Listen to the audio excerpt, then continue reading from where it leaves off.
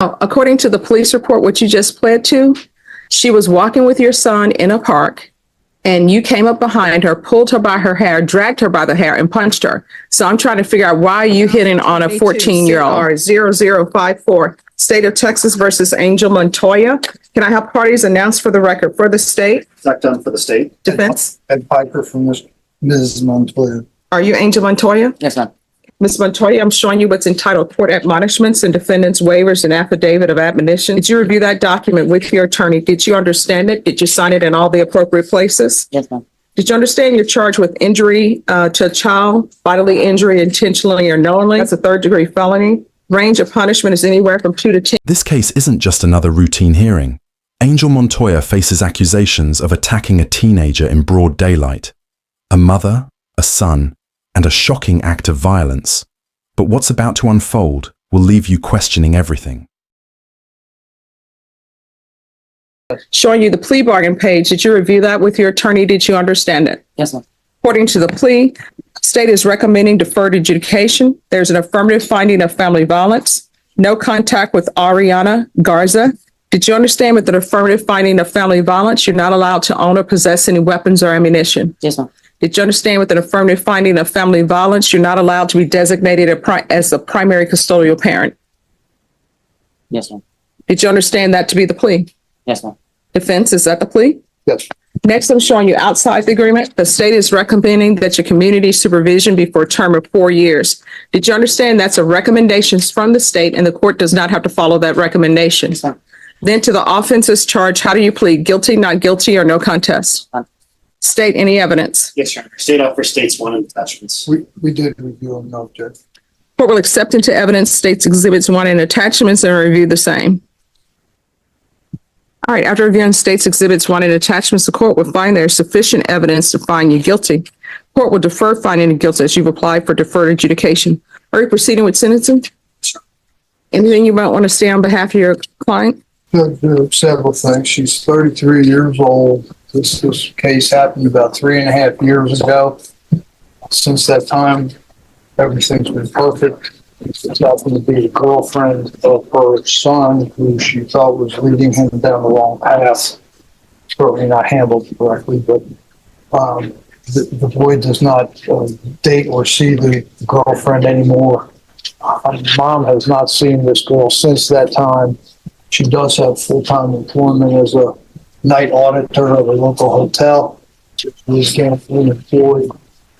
She does other side work with other groups that she can tell you about if you'd like to hear, because I'm not familiar with the groups that she works with. So how old was your son's girlfriend? At the time, my son was 15, so I was around 14, 15. All right, so why are you beating up on a 14 or 15-year-old? I'm not the one who did it. I'm sorry, what? I didn't. I've never seen this. Like, I've seen the girl in person, but I've never. Now, according to the police report, what you just pled to, she was walking with your son in a park and you came up behind her, pulled her by her hair, dragged her by the hair and punched her. So I'm trying to figure out why you hitting on a 14-year-old.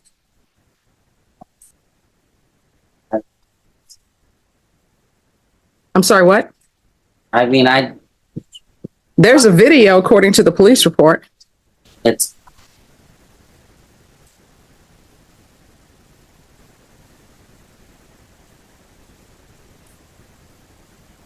I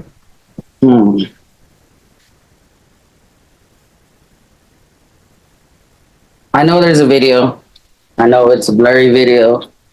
I know it looks like me. So are you saying that this is just all made up? Oh gosh.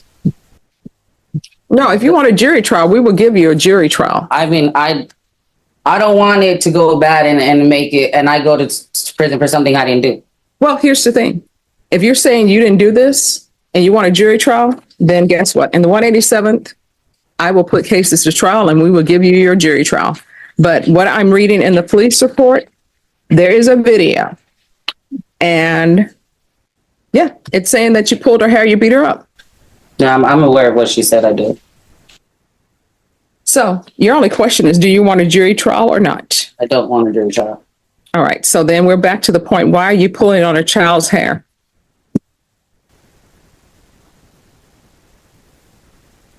So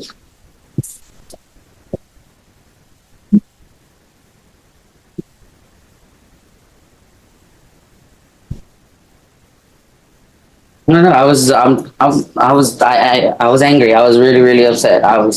My son. And there it is. The defendant admits anger fueled her actions. But does anger ever justify violence against a minor? The judge's pointed question cuts deep. Was this discipline or outright assault? Viewers, what's your verdict on that defense? Did she put a gun to his head and say, do these drugs with She me? told my son she was pregnant. All right. Then people need to start supervising their children better. That's true. I'm going to sentence you to 6 years deferred adjudication. There's an affirmative finding of family violence, no contact with Ariana. That's Ariana Garza. Proof of employment within 30 days. There's to be no employment as a home health care provider or with minors. Regular reporting by Zoom or in person. Regular UAs. No unsupervised contact with minors. 200 hours of community service restitution. I'm going to order parenting classes. Once she's completed parenting classes, that will be deemed satisfied. There's to be field visits, one time per month for 3 months. And there's to be 30 days in the Bexar County Jail as a condition of probation. Is there anything else she need to look? Judge, as far as the 30 days, since that was not part of what we had anticipated, can she either have time to turn herself in Friday or do weekends? No, they don't do weekends anymore at the jail. So I gotta go to jail for 30 days. Yes.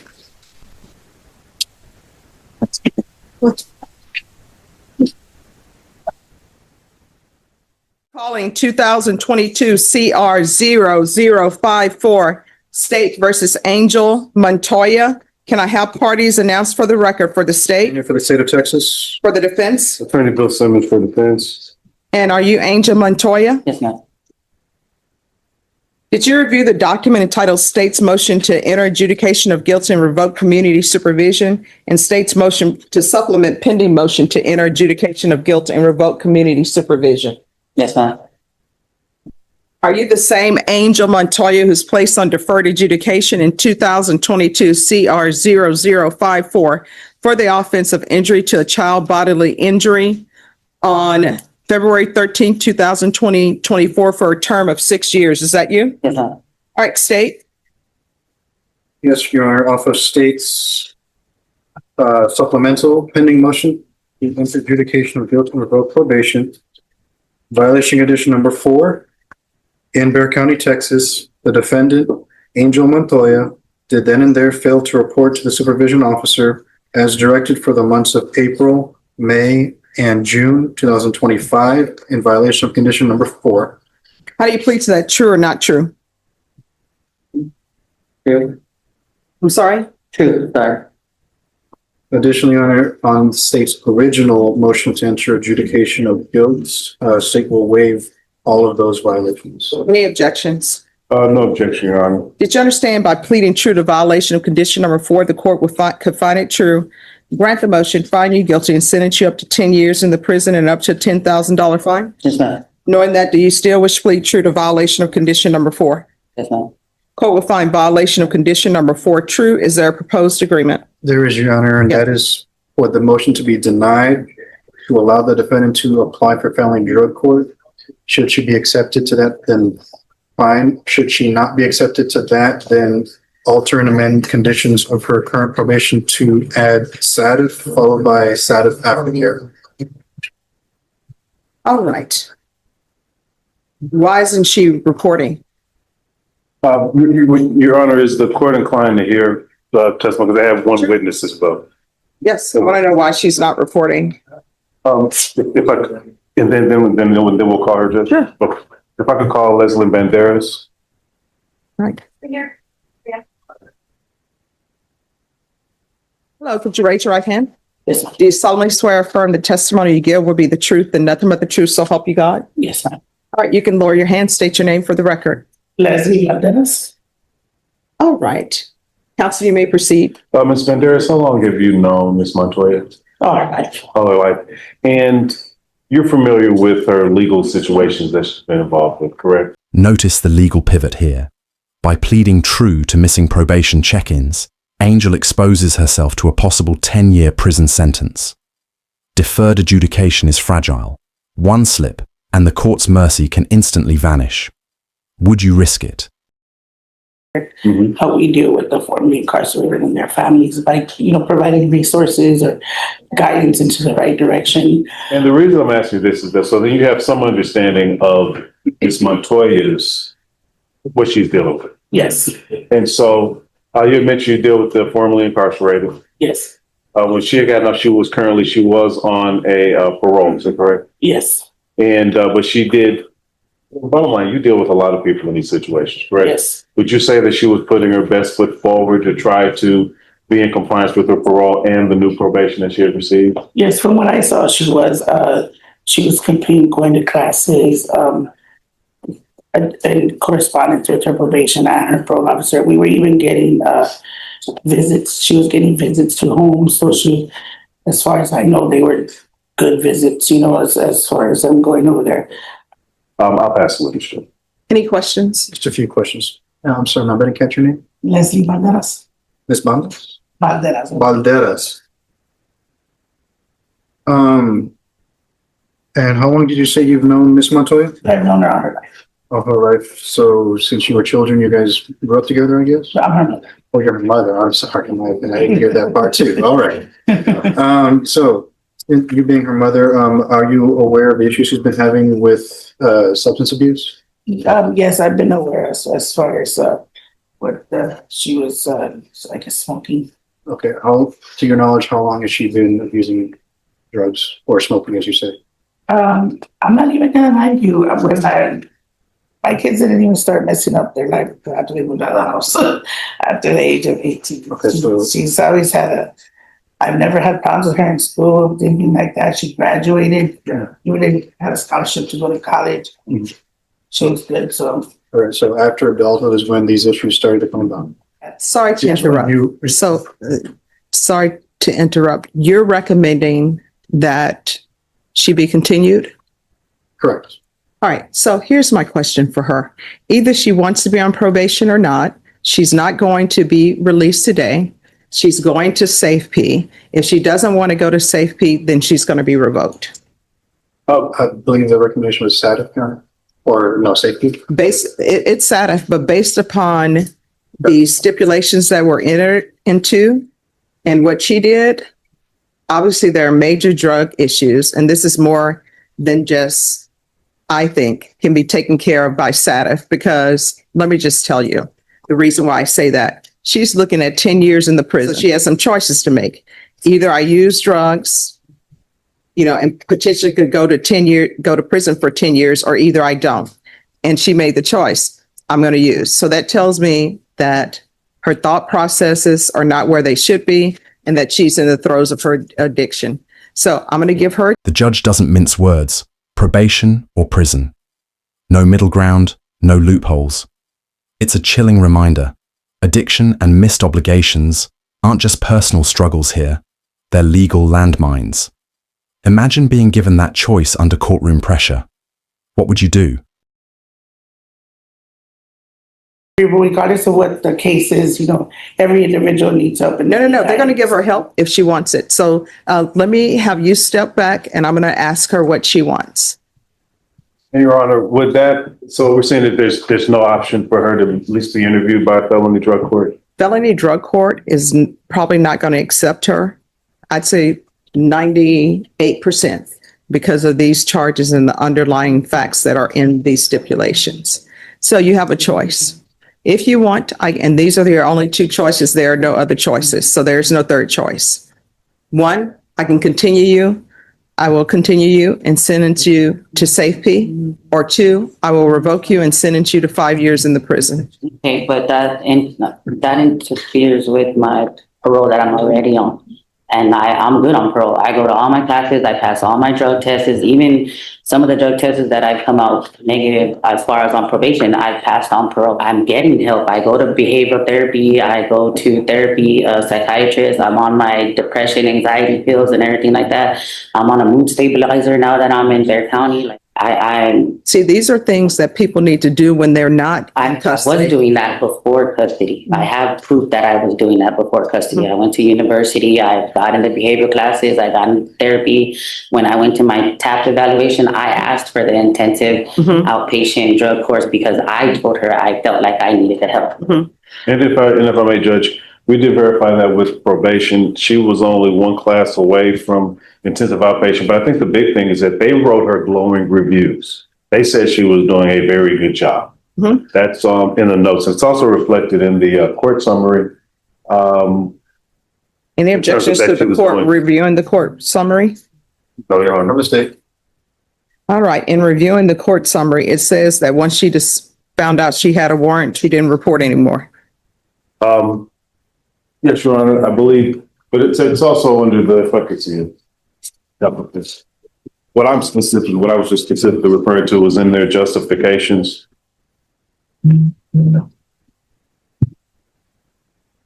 Just that specific language about. All right, so what I'm telling everybody. Their great attendance in the IOP program. All right, so this is what I'm telling everybody.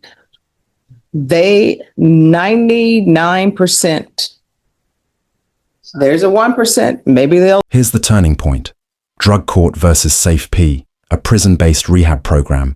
But the judge makes it clear, odds of acceptance into drug court are slim to none. This isn't negotiation anymore.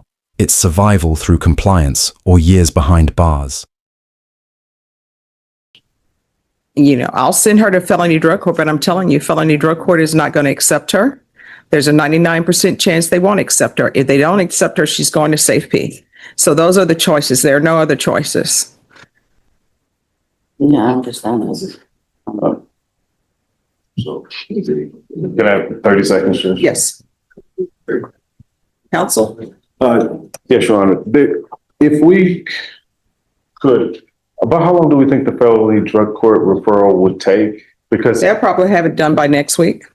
Because there's some questions to ask in terms of whether or not the safety would result in her parole being revoked because it's treated as if, and I would ask the court too, it would be treated as if she's being sent to prison, which would revoke her current parole.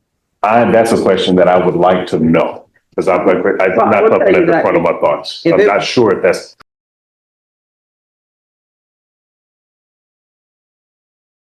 In the end, Angel Montoya's fate balances between treatment and prison, a sobering outcome for a case that began with violence against a child. It's a cautionary tale of anger, addiction, and accountability. What's your take on this ruling? Drop a comment, hit like, and subscribe for more dramatic courtroom moments.